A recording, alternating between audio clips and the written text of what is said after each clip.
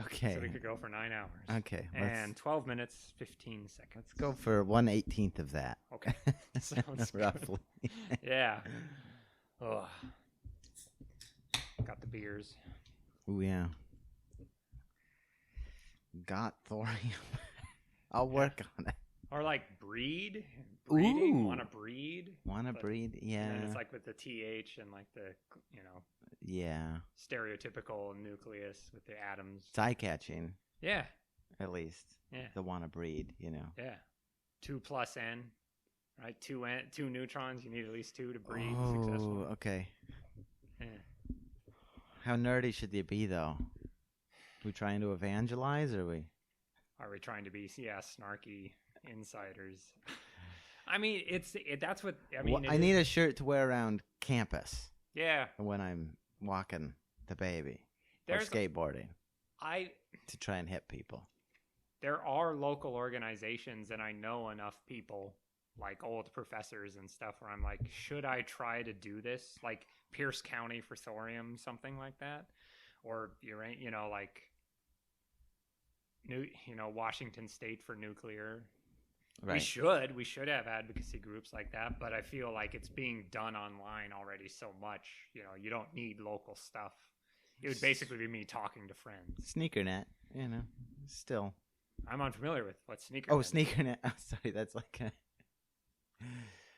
instead of the internet, it's passing out cassette tapes or stickers or whatever.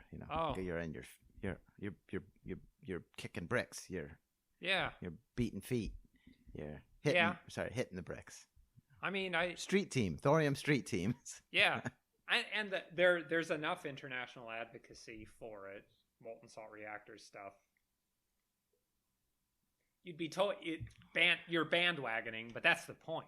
That's totally the point. The point is so that it's not what we're doing. It's so that those advocates who are famous and talking even to senators and what could be like, hey, look, we added another local group. Chapter. Yeah. Yeah. And leaders need Pierce, followers. The Pierce County chapter of Honest, maybe I should the do Church that. of... Yeah. Church of the Molten Salt Reactor. Mm-hmm. CSMR. ASMR. CSMR, yeah. I mean, if you want light for all humanity, if you want electricity for all humanity, it has to be nuclear. You can't do it with wind and solar. Which I think is a fairly humane wish. If you feel like you're a humane person, then yeah, energy availability is part of that. Yeah, it's the resource that unlocks all others. I don't care if you have a big freeway. If you don't have the fuel for your cars, it's nothing more than a concrete structure that has no purpose other than drying fruit and grain. Yeah. You've fucked up the landscape for no reason if you don't have a sustainable energy source behind it. Right. Well, yeah. You made something ugly. It was necessary, but if you don't have the energy to power the cars, why have freeway? Why a bridge? And I got distracted, just the notion that it's the unlocking for everything else. Like, well, yeah, if you hard to write by candlelight, or hard to play piano and your hands are cold, or anything else that you feel like might be. There's an infamous anti-nuclear advocate known as Helen Caldicott, who actually makes that argument unironically. She's like, Mozart wrote by candlelight. That's okay. And I'm like, not with 7 billion people in the world. And he probably would have preferred. The center of the question is, do you believe in human civilization or not? That's it. That is not a good faith argument. Mozart wrote by... I mean... But she made it. That sucks. And she is world famous, and she has a huge following. And she is anti-nuclear in every sense. And she has actually made that argument. As a defense of... Not using less energy. Okay. Yeah, sure. Hey, humanity survived the Dark Ages. Yeah. It sure did. Mozart shat in chamber pots. Yeah. Why can't you? And didn't he die of like a preventable disease in his 30s? I can't remember what it was, but yeah. Because Helen, you're also making that argument. We don't need modern medicine. Right. We can. We made it here without it. Yeah. We sure did, didn't we? And boy, was that fun. Do you want to have 1 in 7 women die in childbirth? We don't need modern medicine. And so, like the Chinese government is openly saying, like, we can't let ourselves be trapped in a development or the environment. It cannot be an or question. It must be a both. We have to protect the environment and develop ourselves. Because that is a ideological or philosophical or ideological stance people take. Yeah. You saw that with the response to the reflexive response to the coronavirus epidemic. It said, well, we don't want to screw up our economy by solving the virus. China said, it's both. You will help your economy by solving this epidemic. It can't be either or. Right. This is something we've obviously touched on here and there, but many times. That's like you watch a movie or read a comic book or whatever, and then that is sort of an understandable knee jerk, like, oh, we're killing the planet, so rather than kill the planet, maybe we need to do without X or Y. Yeah. I mean, right. Fossil fuels, for instance, or light bulbs or whatever. Obviously, that's going to have a million shades in between. But you watch some emotional piece of media that sort of clunkily puts technology and industry and human civilization up against the natural world and the planet, and then you think, oh, geez, we better get rid of this chunk of modern human civilization somehow. Yeah. I mean, let's just take a very basic example. A national government, a government sitting upon one of the richest natural resources in the world, Brazil and the Amazon rainforest, right? They're saying, if we don't develop the Amazon, you're condemning us to more poverty. These farmers are not cutting it down because they're evil, because they hate trees. They're not villains. They're trying to build farms and raise families in the Amazon. Imagine giving, and I mean giving, like, look, we understand there's a trade-off here, so we're going to give you molten salt reactors, and you can use it to develop your economy, your industry and whatnot. Your electricity could be almost free, all this, we'll give you full development. If you accept the molten salt reactor, though, we will demand that you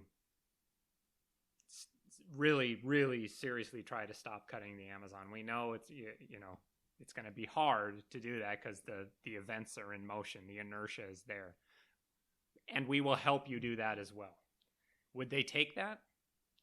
Not with Bolsonaro in there. But many Brazilians would probably be like, yeah, you can only cut down the Amazon once, but these molten salt reactors are infinite. They're forever.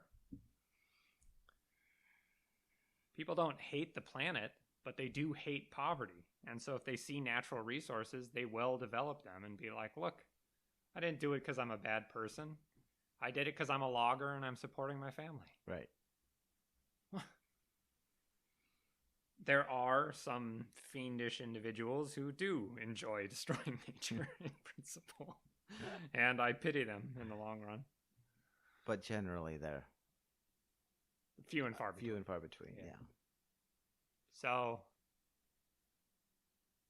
it reminds me, I was asking you about, like, if anyone's ever made, like, I think you had told me, the biomass of gastropods in an acre of forest far outweighs the biomass of tasty meat. It sometimes can, right? In some so it made me wonder, well, have there been any hunter-gatherers that have subsisted upon slugs and snails and not shot deers and leopards? No. Like, people generally start with the tastiest stuff. In even the noble, wise, quote unquote savage. In Papua New Guinea, Papua New Guinea is like planet Earth by itself. It's an incredible island. Nobody understands it fully. you know. But there you had some indigenous tribes, because there aren't very many big mammals in the parts where it's hunter-gatherers and not farming, because it's also a farming area. The highlands are almost as old as the Middle East in terms of when domestication happened. And they domesticated sugarcane, I'm pretty sure. They eat like a lot of bugs. They'll like hunt bugs when they're walking around, and because it's protein. Yeah. Awesome. And you get like the big grubs, like the sago palm. Yeah. Palm grubs and stuff. Pretty cool. Nice. But anyway. But yeah. Thorium. Yeah. We want to maybe go down the different types of molten salt reactors. That's right. If we wanted. Right. Maybe start with just how different molten salt is from solid fuel, and then go to some of the varieties of. Sure, and we're talking nuclear, because sometimes when molten salt comes up, people think molten salt, solar molten salt. Yeah, that's a thing. Various other applications, I imagine. But so starting that, there will be solar panel arrays. Systems set up in like Spain that they concentrate the heat during the day when the sun is shining, because it goes out every night. The sun goes out every night? The sun goes away each night and doesn't tell us where it's going. Right. To quote Louis Black. Molten salt is an excellent way to store thermal energy. It's superb because its liquid range is huge. Water is only liquid in 100 degrees. So even though it's and so even though it's very good at transferring heat, and it's a nice thin liquid, so it's not viscous or anything, you only have 100 degrees, and then it's going to turn into a gas or freeze on you. Whereas salt already, even to be liquid, already has to be very hot, which is very good. That's a very positive thing. But then it stays liquid over a huge range. It's like over 1,000 degrees, I think, before it even thinks about vaporizing. Well, so it's a very hot liquid, whether it's at 1,200 degrees or 2,200 degrees. It's incredible. So it's far superior to water as a thermal heat storage, not even talking about anything radioactive. Right. If I wanted to save some heat for later, I definitely wouldn't put it in water. No. In my personal human experience. Yeah. Cools down real quick. And it's gonna, and the range you can work with is itty bitty. And I can only put so much heat into it before it's water vapor again. Flying away, turning into steam, and then you're really losing heat. And the shitty thing about steam is it's much less good at convecting heat than water. So sometimes when you have runaway reactions, it's like, oh no, we're getting up to 100 degrees or whatever. If it starts flashing to steam, then it really gets out of control, because all of a sudden the heat transfer completely shuts down. Right? If you need the water to be there in order to pull heat out of your system, and it starts flashing to steam, you're fucked, because steam doesn't transfer heat very well at all. It's really, it's fascinating. So you go like from a system that's relatively stable with liquid water. If you start losing containment, boom, you melt down your core. Even though nothing was wrong in the core, it just got too hot. The heat source. So, liquid sodium chloride or fluorium,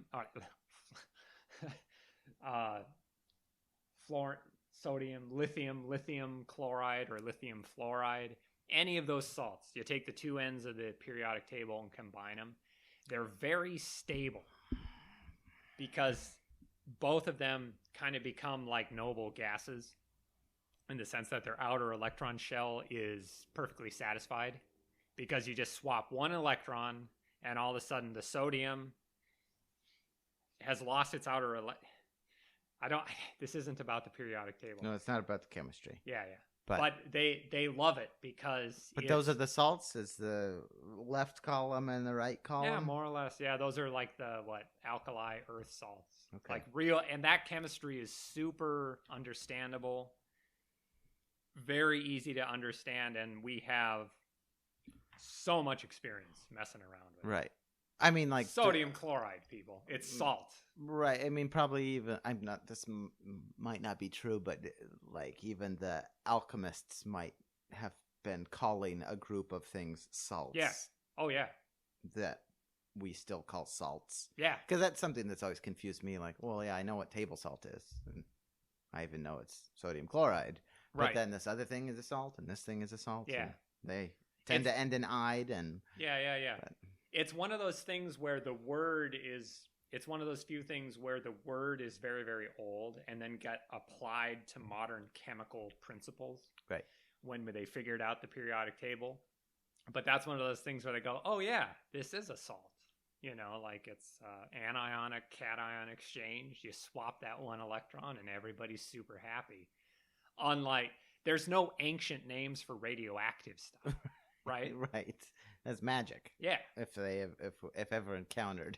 That's just someone got sick and no one knows why, or that thing for some reason is luminescent, or yeah, no, not even that. They just never. It was never a thing. Okay. And like when they were first when Marie Curie and her husband were figuring that out, they were like, "This is violating thermodynamics.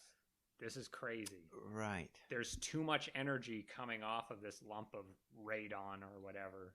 For it to be a chemical reaction. Right. All we have is chemistry, and then all of a sudden we're getting radiation. We don't have a thing for this. Yeah. The math doesn't work. Yeah. Right. No, straight up. They were like, how could this be hot this long?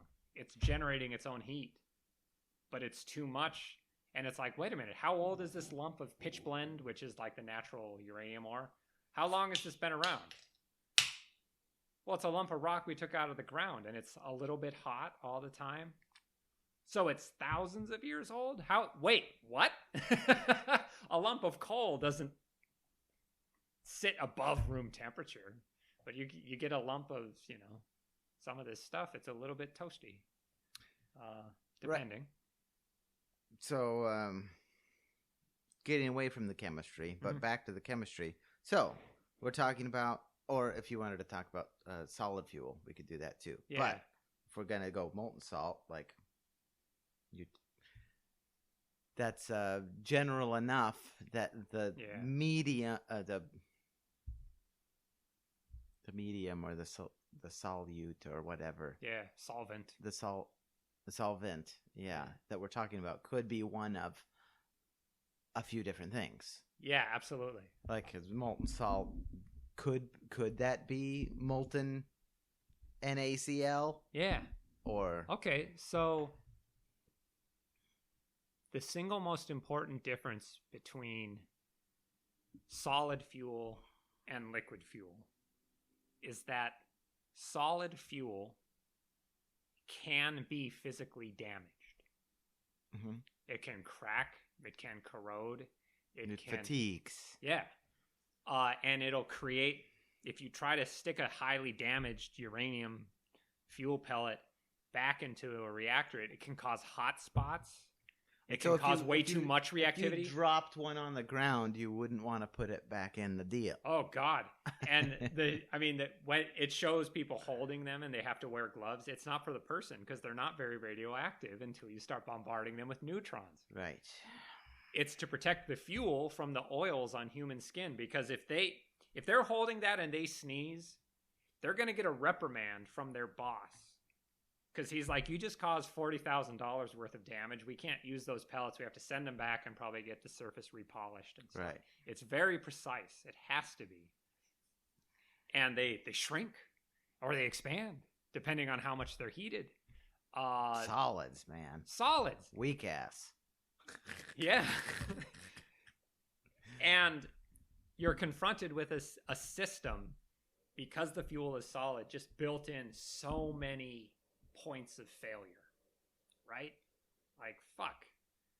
And you have radioactive transmutations happening inside of the solids where sometimes they're being converted into a gas, xenon. It's a gas that is now appearing inside of a solid. Right. In this little pellet. Yeah. In this little Smartie or whatever it is. Yeah, they don't quite look like anything you see in real life. wafer. I should have shown you I pictures. don't know how big they are. They're little cylinders, about a centimeter across, about a centimeter high. Like Russian ones are hexagonal. Just to be clever. Yeah.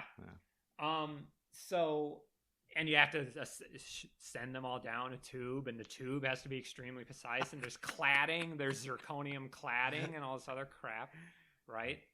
So, of course, think about how insane that is. I'm going to take something that's very rare and very fragile. I'm going to throw it into the core of something extremely hot and bombard it with neutrons. Right. I don't know the price per uranium fuel pellet, but it's probably in the couple $100 for one pellet, let alone a whole fuel array and all this other crap. Because you had to enrich it, and then you had to assemble it into a solid thing. That's your, okay, cool. It's got a lot of energy in it, but you can only use 4% tops. Right. Until it gets tired or cracks or it's too used up.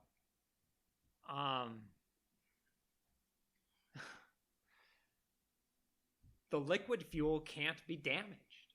It's already a molten salt. So they, like, what would the hypothetical damage be? I don't know. It could get hit enough by neutrons that something flashes to a gas, but that doesn't really happen. It's not like chlorine can't get hit by so many neutrons that it turns into a gas, or sodium. That's the solvent. The uranium, of course, can't, or the thorium. It does transmute. And the salt becomes radioactive by being bombarded with neutrons, but that's okay because you're keeping it in the core of a nuclear reactor. And it's already molten and it can't melt down anymore. That's in the pot. Yeah. So it's basically like, if you're going to say we can't deal with this, then you have to shut down all of your nuclear systems and your bombs. Until you make that jump, do the molten salt reactor, because you already can do things vastly more difficult and dangerous. Yeah, more dangerous and more labor intensive and more technically and arguably expensive. Yeah. So, okay, I'm sold. I'm sold on molten salt reactors. Yeah. Now, which one am I going to buy? Yeah. So, I'm in the market for a Honda. Which model? Yeah. Okay. So, Alvin Weinberg said... Actually, Honda will be producing molten salt reactors in no time, but no. Yeah, or Hyundai. Like, because molten salt reactors don't need to be run at high pressure. Basically, it's infinite heat at atmospheric pressure, essentially. Which is real nice. That's wild, man. God damn. It's incredible. That's wild. Right? Yeah. Like, imagine like a volcano that somehow like recharged itself, so it was very easy to pull heat off, but it didn't blow up. It just makes me think of, again, we've already bumped our gums enough, but just the fusion. Yeah. It's infuriating. Atmospheric pressure. Yeah. You mean I don't have to try and recreate the core of circumstances of the core of the sun? Yeah. That sounds much easier. Yeah. I mean, the thing about what's amazing about fusion is they go, well, we cannot recreate the densities. They scientifically and industrially cannot make those pressures. It can't be done with any known human technology. We just can't squeeze that. No. Can't squeeze that hard. Straight out. Like, honey, I left my gravitational field generator at home. I gotta go pick it up. You ain't gonna fucking do it on the surface of the earth, so they make up for it on the temperature side. Right, which sounds energy expensive. Again. It's insane. And so they raise the energy, that they have two dials, pressure and temperature. Right. So they have to, our dial for pressure maxes out here, so we have to really crank on the temperature dial. And it's like, what are you doing? Stop. Just stop. Stop. I mean, or make the molten salt reactor and then get back to your stupid fucking fusion. Exactly. This is about people's lives and the fate of the biosphere. I don't care about your pet fusion project until you tell me you're concerned about the biosphere and human lives. Yeah. God, you're not being a moral human being. But anyway, we already did that. Yeah, we did. So- Fusion sucks. Fusion really sucks. Atmospheric pressure, you say? Yeah. Sorry, I got us on that. But yeah, I so like China, South Korea, and Japan control something well over 50% of the global ship making capacity. Big shipyards that can churn out a big ship a day if they're really working on it. Well, convert a shipyard or 2 or 7 into molten salt reactor factories and then build the ships that will carry the molten salt. or here'd be really cool, build a molten salt reactor in a ship and park it outside of a major city and hook up the grid to it. Ooh, that's fun. Yeah, you could do it that way. It's crazy, because a ship can sink. So don't actually do that. But it's, I don't even know, where was I getting? Yeah, it's infinite heat. So that it would, and it can load follow very well. So yeah, so we want to get to the different varieties. Right. Alvin Weinberg said that if there's one major distinction in all nuclear reactors, solid or liquid. Fast or slow neutron capture. That's right. Yeah, that's what I was getting at. Yeah. Yeah. Now tell me what that means again. Okay, so basically, you can slow down neutrons, which makes them more likely to be captured, to collide and interact with the nucleus of an any atom. given nucleus of an atom. Yeah. Okay, so they're more likely to hit and do something to a nucleus of an atom if they're slowed down. Yes. To slow them down, it's like bouncy balls. You have to collide them with something of a very similar mass. Okay. Like water, it's not the oxygen it's interacting with, it's the hydrogen.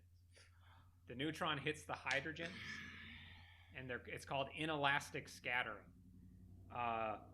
It hits the hydrogen because the neutron has no charge. So they can interact at that level, and it'll transfer some of the energy from the neutron to the hydrogen, and therefore the water. Yeah, I was going to say, And but it it will doesn't do slow- anything to the hydrogen nucleus, and then I remembered, well, the hydrogen nucleus can't have anything done to it Yeah, unless it was to blip out of existence. more or less, which hopefully it It's won't just do. a proton and a neutron, Yeah. or just a proton. Yeah, But then we don't usually call it hydrogen if it's just a proton. We call it hydronium. something radiation. No, And that's not one of the radiations? protons, no. Oh, dang it. Yeah.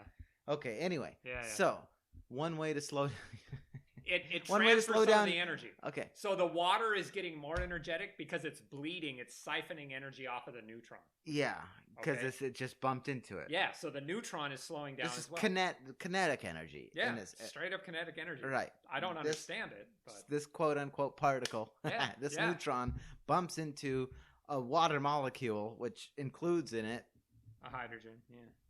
Whereas it would go right through an oxygen. 2 hydrogens. Yeah. But anyway, yeah. No.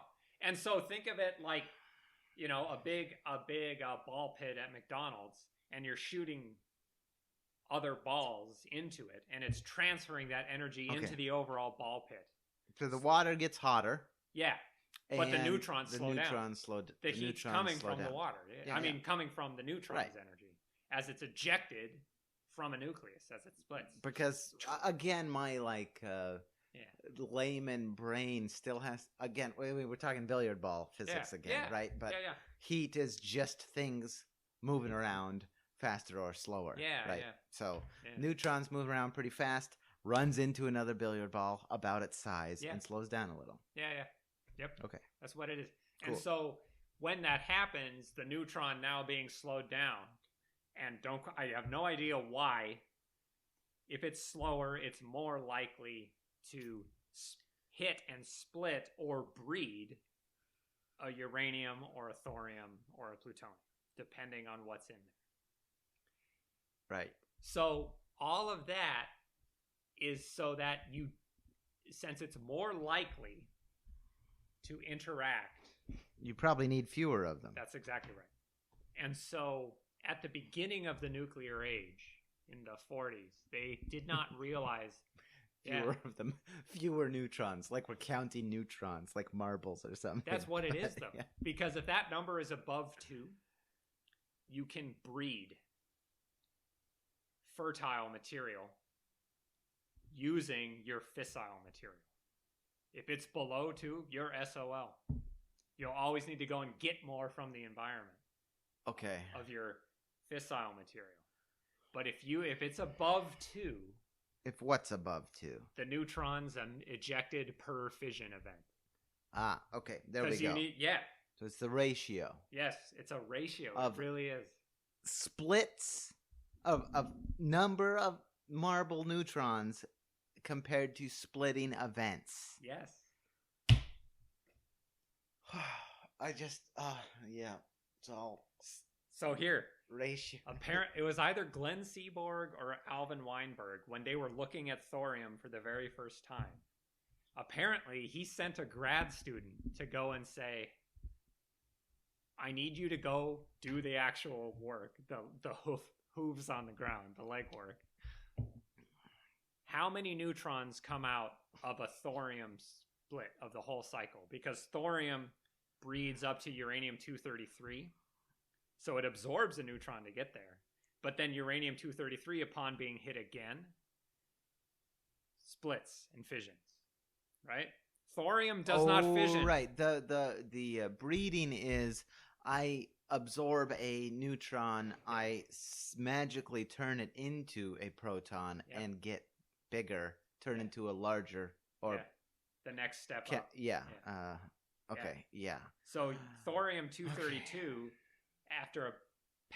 after absorbing a neutron becomes uranium-233, which is fissile. The next neutron hits uranium-233 and splits it, and it releases as much energy as an atomic bomb, as uranium-235. So he sent a grad student, apparently, to say, when uranium-233 splits, how many neutrons come out? Right. Because if it's above 2, it's important. If it's important. Not, if it's below 2, like an integer threshold of. It's a profound threshold. Neutrons in to neutrons out. That's what they mean by the neutron economy. If it's above 2, you have infinite energy. If it's below 2, you always have to be going out and getting more fuel from the Earth. See? If it's above 2, depleted uranium becomes a fissile fuel. If it's below 2, you're fucked. Right, because it took one to breed, and then it took one to break. Yep. And if in the breaking more than 2 come out, we're in the money. We're in business, baby. And that grad student apparently came back and was like, it's 2.3. And Seaborg or Weinberg, I forget the name, was like, you just solved a $3 trillion problem. And the grad student's like, what? World War II is going on. What the fuck is it? What? And he probably went home and had no idea what had just happened. They didn't even have a party? I don't know the name of that grad student. I don't think anybody does. But Seaborg and Weinberg really got it. That just means this reaction can maintain itself, sustain itself. And not only that, you can always breed more fissile than you use to spark it. See? You can't go out in nature and grab a bunch of neutrons and say, hey, I want to turn 1 kilogram of depleted uranium-238 into plutonium-239, please. So I need one, I'd like to order, like I'm in Oregon Trail and I'm buying 3 boxes of shotgun shells or whatever. Yeah. But if it's above 2, you can always make more fissile than you use at the beginning. To get it started. Yeah. That's the neutron economy. Infinite energy for all intents and purposes. And boy, infinite, is it good. with a caveat. Yeah. Infinite asterisk energy. Right. Is the sun going to go out eventually? Yeah. Is it essentially infinite for human uses? Yes. Also, yes. Right. Infinite energy if it's above 2. That's Once the other you crucial thing. You just add the kindling, and then you get more kindling. Yes.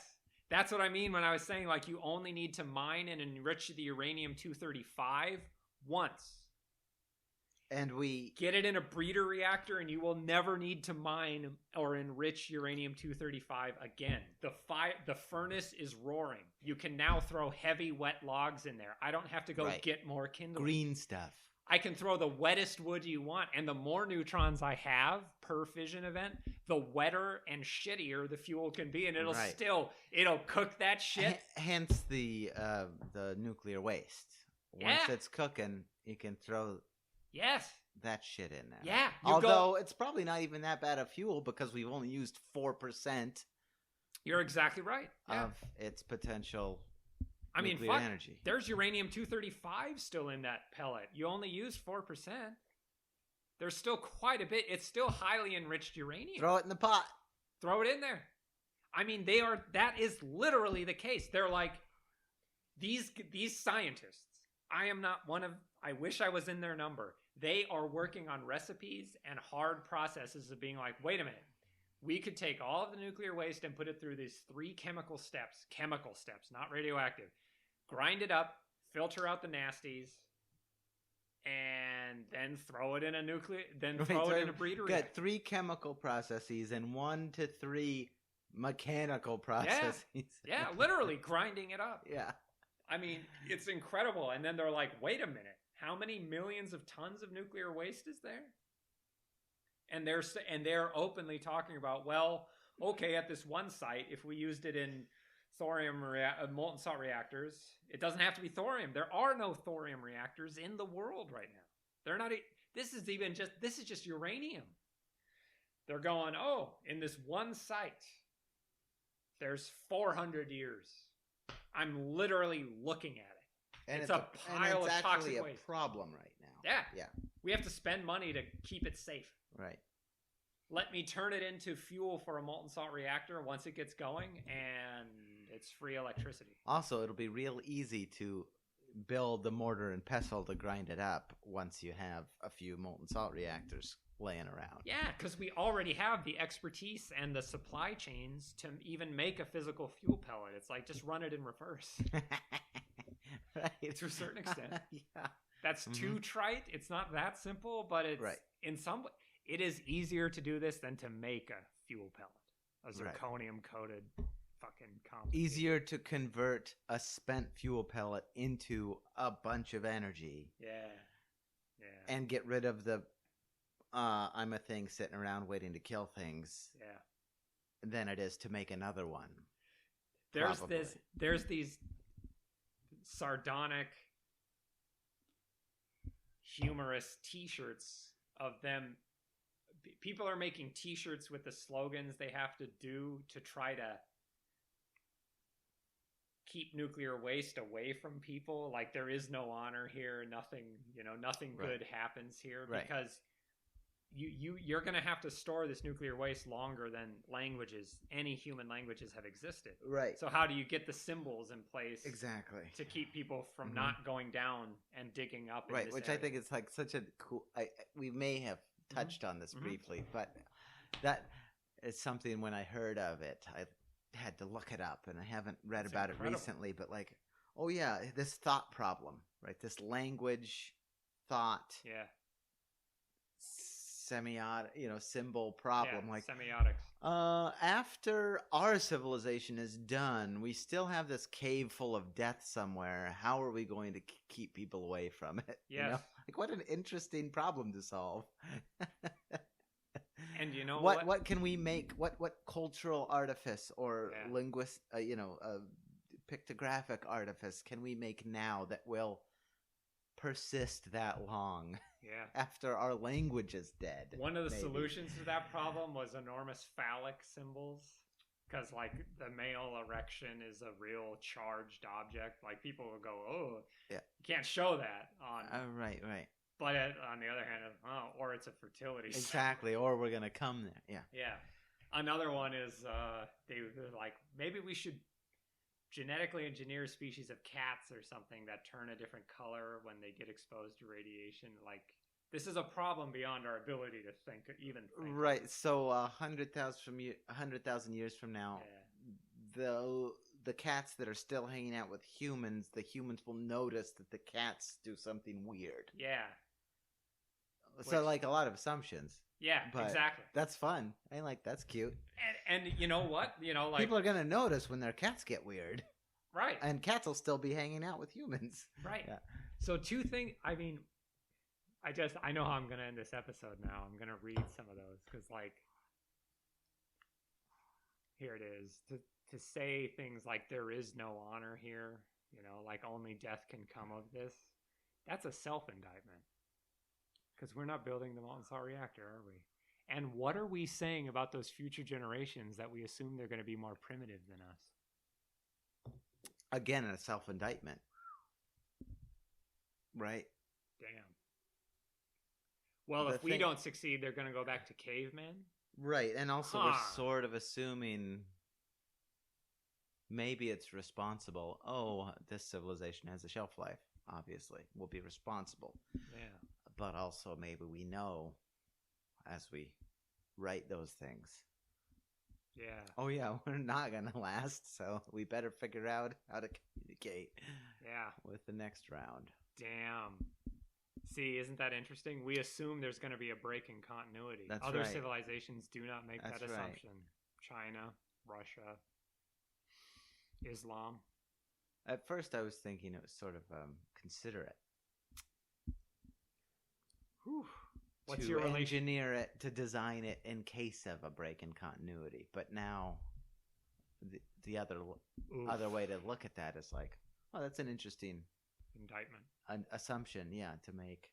Of even yourself. Like, right. Well, of course we're going to collapse. Right. Oh. Look at what we've done. So are you just so in that case, don't worry about it. Just absolve yourself of all responsibility and say fuck it and enjoy your last hours in a hedonistic death spiral. Whew. Damn. That got right? Because it's assuming that of course they would know about radioactivity. They're probably teaching it to kindergarten. Right. That's the I'm here. This is all self-taught. It's just the fucking internet. It's not impossible to grasp. I'm not saying I understand it fully, not at all.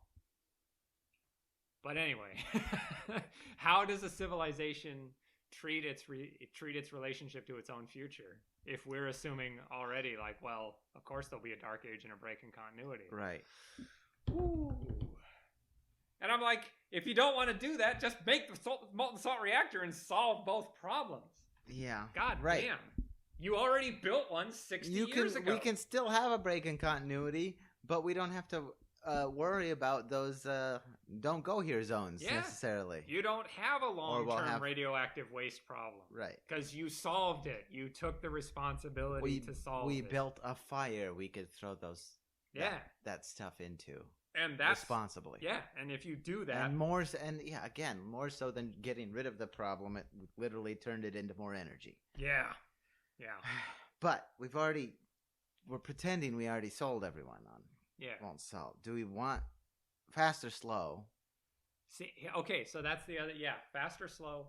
If you are going to moderate your neutrons, it gives you one advantage that I think is minor. You need fewer of them. Yeah. You need less concentration of your fuel for breeding and fissioning because every neutron is more likely to interact. Right. Again, it's another numbers game. Yes. Right.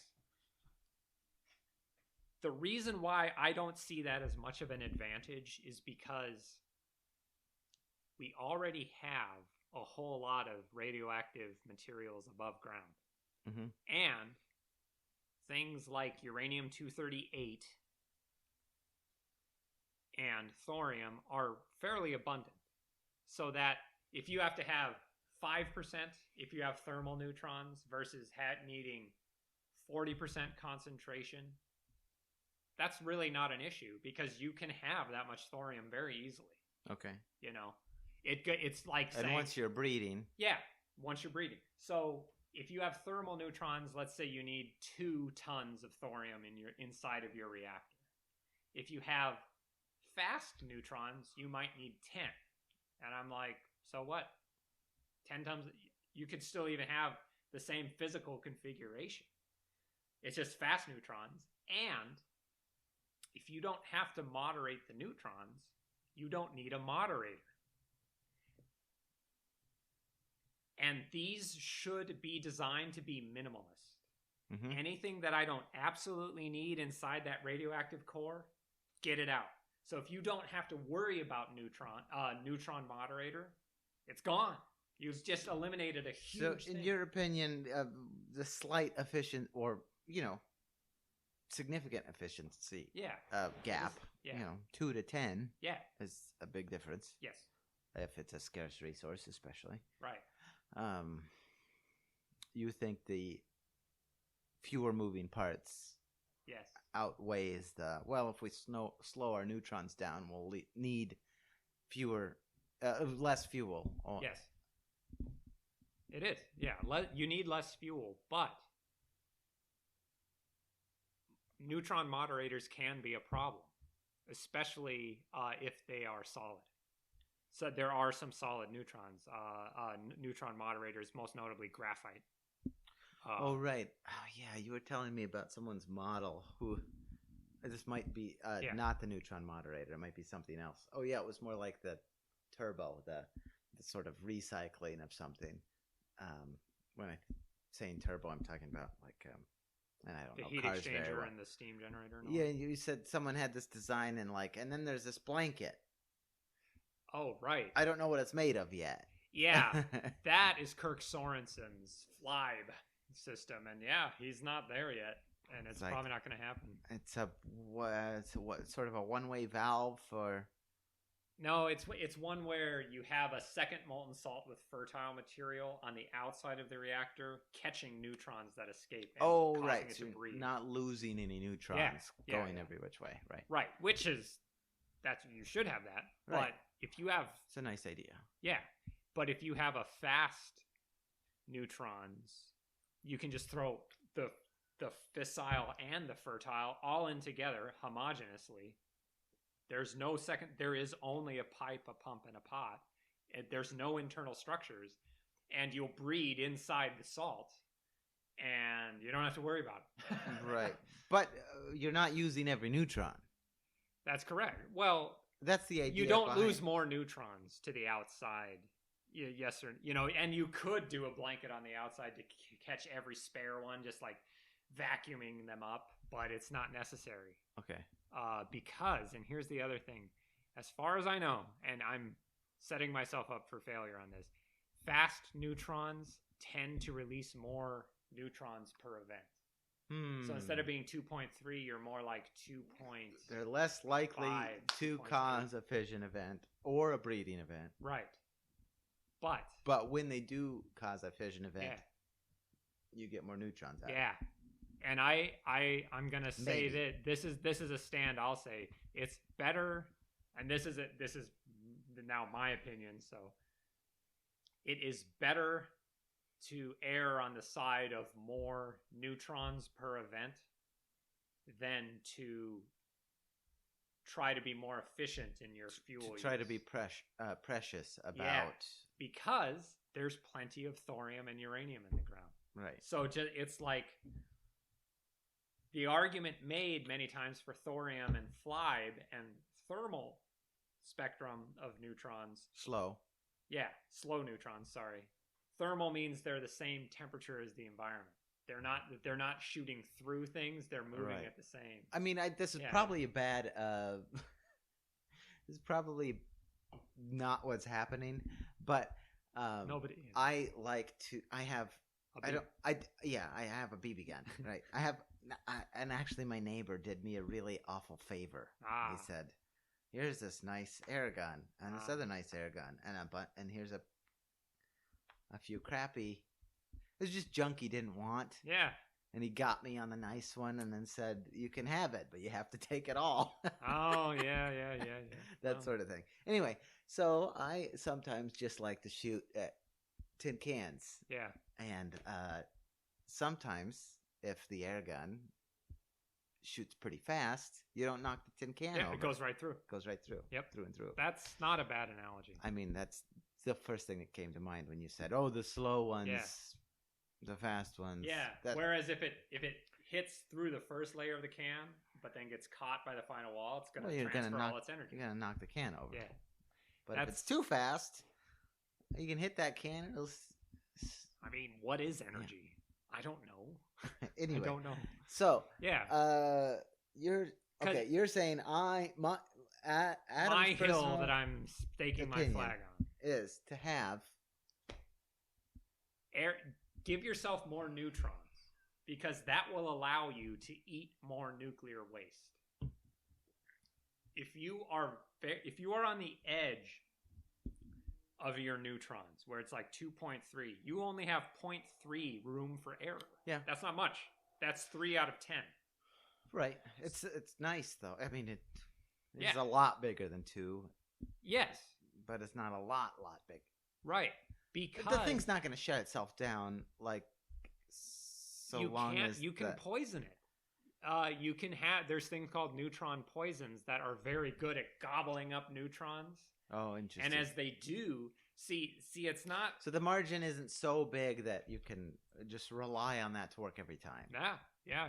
They're fragile. Like the less your the more marginal you get on your neutrons, the smaller that amount above 2 gets, the more vulnerable you are to things like xenon and other poisons. Right. Because some of those poisons are really annoying from the perspective of an operator. It's like, God damn this protactinium. Because some of them start these long extended chains of nuclear decay that will sit there and gobble up your neutrons that you want going to either breed or split or cause a fission. But then I got that fucking xenon over here eating a neutron, and then it ate another one, and now it keeps transmuting, and you're following it, and these. But when it transmutes, is that releasing energy or not? No, it's sucking up a neutron. It's not splitting. You got no strong nuclear force helping you, bro. So it's going to eat a neutron, and then it's going to decay into something else that's then maybe going to eat another neutron. So like a really bad one is uranium-234. It's sucking that neutron up, but it's not breeding into a bigger thing. Or it might be, but it's not breeding into a bigger thing, into a fissile thing. Yeah. A nuclear react, you start throwing neutrons around, the world becomes a very busy place in that neutron. No, I just love thinking of the operator, just like... thinking of like, oh, my little guys are like, oh, one of these xenon chains. Like, or like a bad day, a bad day at work. It's like, oh man, my little guys aren't behaving. I don't know if you've watched the clips from Chernobyl, that TV series. That's what happened. They poisoned their own reactor with their own byproducts within the system. And then they tried to bounce back from that. And it's like, history wrote the rest. It's called the iodine pit. Xenon turns into iodine or something, and it sucks up all your neutrons. And so it sucks up so many neutrons that it shuts down the reactor, literally. The uranium's like, I got no neutrons. They're not coming. So the temperature plummets. You fucked up the reactor. You poisoned it. You poisoned your own reactor. And the more... so even in a molten salt reactor... if it gets marginal enough, because, see, the neutrons are also interacting with the containment wall, steel, iron. It's very rare, but these are not absolute. Right, exactly. I'm thinking about rolling dice, and no, that's what it is. And playing games like, well, I have a pretty decent expectation of this working this amount of times, but that doesn't mean that 2.3 won't dip below 2.3 sometimes. Probabilist, sort of with bad dice rolls. Yeah. And a bad run of luck, and then all of a sudden you're not breeding anymore, or You're not running anymore. Yeah, and so like what would happen if you went below 2.2? If you went below 2.0 for your neutrons because you have a neutron poison in there, the reaction would keep going, but you wouldn't breed enough. So it's like, well, I needed to turn 1 kilogram of thorium into 1 kilogram of uranium-233, but I poisoned my reactor. It stayed hot. Consuming neutrons. Exactly. I consumed my uranium. Running out. Yeah, I consumed my uranium-233, and at the end of the month, I only had 0.8 replacing it. I am less than breeding ratio. Where am I going to get the rest of my fissile material? These are hard physical facts. And what's so cool is the probability completely always washes out because you're dealing with literally trillions of atoms. So it will happen. It's not like, oh, is there going to be a thermodynamic miracle? No. There's too many going on. Gotcha. Right. So right. It's like you If you flip 100 coins, occasionally you're gonna get 59 and right, which is statistically pretty difficult, but a large away from 50-50. Yeah, right. But yeah, it would. But if I did it 100,000 times, it's gonna. Right. No. Yeah, it wouldn't. It's not even that difficult. Like if it was only one set, and I'm bad at statistics and probability, but one set of 100 throws. Right. You wouldn't be surprised to see 59. Yeah. Yeah. Even though statistically that's pretty far away. Yeah. But, 100,000. Yeah. And get into the trillions and it's going to be 50-50, Right. And so the thing, like if you were to have any philosophical bend to your molten salt reactor program, I would always be on the side of just throw more fissile in there. Make sure it's going to happen no matter what. Like there might be a heat excursion. I don't know. Make sure there's enough in there in your recipe. What does it matter if your concentration is up a little more of your fertile and fissile material? Make it so that it's almost impossible to poison your reactor. Because at the end of the day, that might be the difference. Like a reactor that is marginal and like, oh shit, we shut down a city because we poisoned our molten salt reactor, even though it's a marvelous machine. The difference might be a couple 100 pounds of uranium-238. Who gives a shit? It's radioactive waste. Grind it up, melt it into a salt, and pour it in your reactor. It is safer in there. Right. What are you going to do? Look at it? We don't have to be precious about this stuff. Otherwise, you're looking at it. Otherwise, it's sitting on the ground outside, potentially being dangerous. Throw it in a fast spectrum reactor. Make some juice. And the thing is, since it's a load-following reactor, you turn it down and the fission rate goes down. Because it's colder. I mean, it's warmer, and so it expands. And so, it's a negative temperature coefficient. If you lower your electricity use, it will lower the heat flux going through your heat exchangers, which will raise the temperature of the core, which will expand the core and make it less dense. And so the reactivity goes down because the neutron has to go farther. And fewer fission events happen. Yeah. It load follows. I know it does. Jesus I know it does. Christ. Here's your miracle machine. Take it. Fuck it. Do it. Do it. It's so frustrating. I do need to form a local advocacy group. I need more t-shirts. There are t-shirts. You can buy them. Okay. Yeah. But I mean, it's there. And you're screaming. You're not even screaming into the void. It's not the void. They did that 15 years ago, the start of this online community. But now here's the brutal human element of it. The infighting has started within the Western molten salt reactor community along these lines. Kirk Sorensen has his reactor. Competition is healthy for innovation. Right.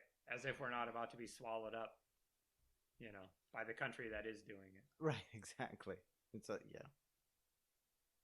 already are. It is too late. But like, Yeah, the infighting is sort of a funny thing. it's I hilarious feel like. from the perspective of the Chinese government, Academy of Sciences, the Shanghai Institute. Yeah, what's that? What's a good? No. The city of Wu Wei. So they're working on multiple stuff, and they're moving slower than I would like, but they're being very careful, and I would advise them to go with Ed Files fast neutron sodium chloride solvents reactor. But because if they had table salt, yeah, awesome. I think you have to do something with the chloride, because there's like chlorine 36 versus chlorine 37, so you have to enrich the chlorine, which are either nuclides or isotopes. They're isotopes. Okay, yeah, I remember. Same protons, different neutron number. Right, I just just terminology thing, but it's like there's something. They say human beings are the creature that makes meaning.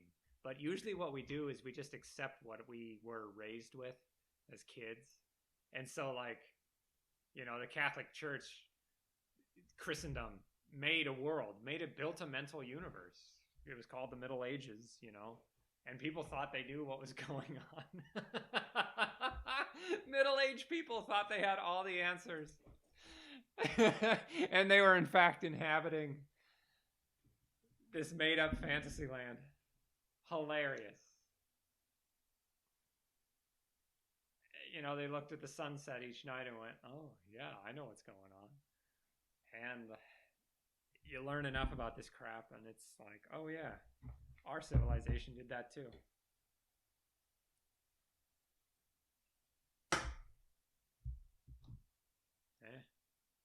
Do you want to get out, or do you want to read your quotes and get out? Oh, I'll add that later. I want to read the actual ones. Yeah. Okay, let's do it. Fast. Hi, Luke.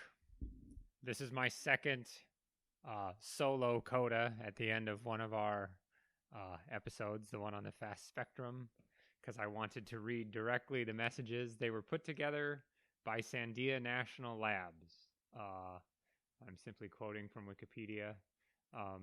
On how do you warn future generations about the dangers of radioactive waste. Quote, this place is a message and part of a system of messages. Pay attention to it. Sending this message was important to us. We considered ourselves to be a powerful culture. This place is not a place of honor. No highly esteemed deed is commemorated here. Nothing valued is here. What is here was dangerous and repulsive to us. This message is a warning about danger.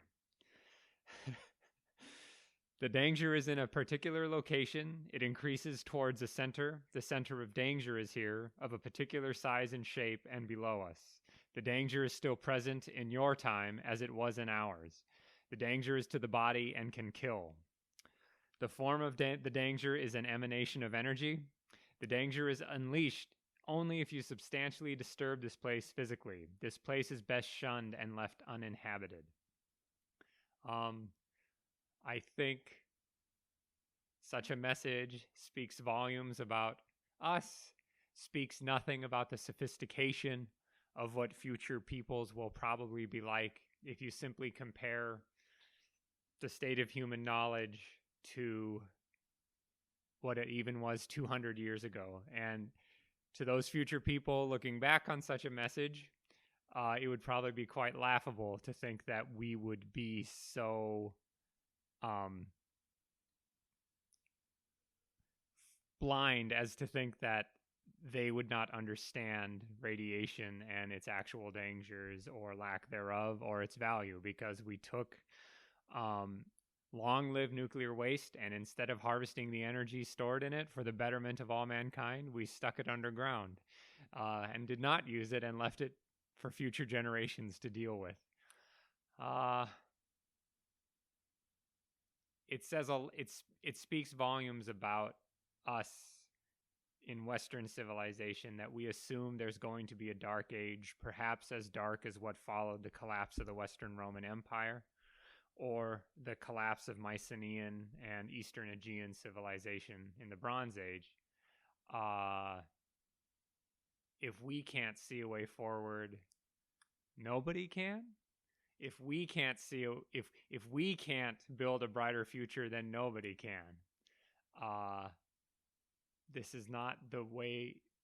Even if you were living up to your own hype as a superior civilization to all others, you're telling a story about the future where your own continuity breaks, instead of trusting in the future to learn from your mistakes, move on, and perhaps exceed your own desires and imagination beyond your own ability to even imagine.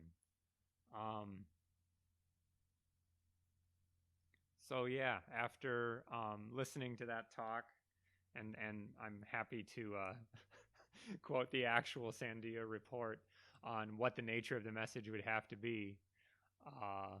I would like to clarify one point. I make it seem as if the fuel lasts forever. I was only referring to the kindling, the active enrichment. Once you get a fast spectrum, especially reactor going, and you get enough of a neutron flux above 2 coming out per fission event, it's not that you no longer have to add fuel, it's that you no longer have to enrich fuel to get it going. You can put natural fuel, you could put natural uranium or natural thorium in these reactors, and as long as you balance the neutron flow right and don't make any stupid mistakes, you will never have to enrich fuel again to get the initial spark, a standing wave of neutrons going. Once you do the hard work of enrichment and build your first standing wave, if you tend to that standing wave of neutrons above 2,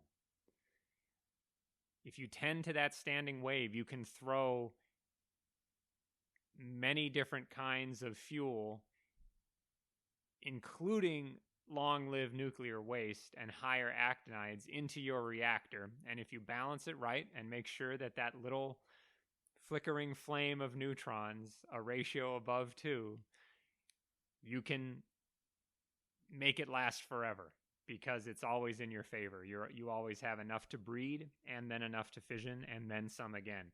And if it's above 2 enough, you can take the extra fissile material, siphon a small amount of it off so that it doesn't make your first standing wave go out.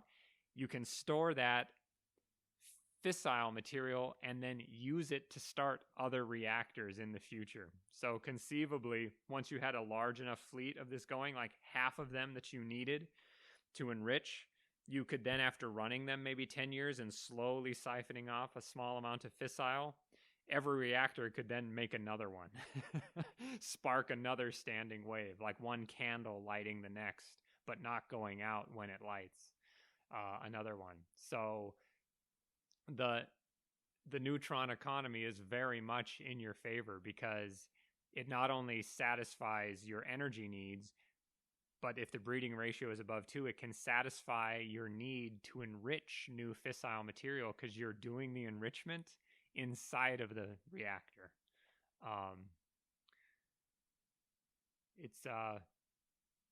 It's rather astounding to think about, with all the crises we face, that we have an energy source that doesn't emit carbon dioxide, that can be so abundant that you could use it not just to power your industry, but you would have enough of these reactors and enough energy available. You could set one aside, not to power human needs, but to fix wounds in the natural world. You could dedicate many of these reactors to things like decreasing ocean acidification, pulling carbon dioxide out of the atmosphere. Hell, you could have one that was there to help make ice in Greenland to offset the melting. Why not?